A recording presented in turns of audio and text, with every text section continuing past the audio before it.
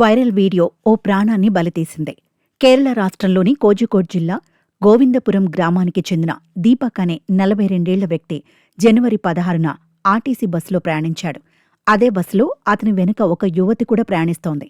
అయితే ముందున్న వ్యక్తి కావాలని తనను తాకుతున్నాడని భావించిన సదరు యువతి ఆ దృశ్యాల్ని వీడియో తీసి సోషల్ మీడియాలో పోస్ట్ చేసింది. ఆ వీడియో సోషల్ మీడియాలో వైరల్గా మారింది. 20 లక్షలకు పైగా వ్యూస్ వచ్చాయి. మహిళను అసభ్యంగా తాకాడంటూ సదరు వీడియో వైరల్ కావడంతో అది చూసిన దీపక్ తీవ్ర మనస్తాపానికి గురయ్యాడు. ఇది గమనించిన కుటుంబ సభ్యులు అతనికి ధైర్యం చెప్పినప్పటికీ పరువు పోయిందని భావించిన దీపక్ తన గదిలో బలవన్మరణానికి పాల్పడ్డాడు. ఆదివారం ఉదయం 7 గంటల ప్రాంతంలో దీపక్ను నిద్రలేపేందుకు ప్రయత్నించగా ఎంతసేపటికి డోర్ తీయలేదు.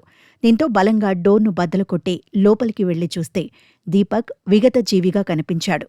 దీంతో సదరు యువతి పెట్టిన వీడియో కారణంగానే దీపక్ ఆత్మహత్య చేసుకున్నాడని అతని కుటుంబ సభ్యులు, సన్నిహితులు ఆరోపిస్తున్నారు. ఈ వీడియో మీద సోషల్ మీడియాలో రకరకాల వాదనలు వినిపిస్తున్నాయి.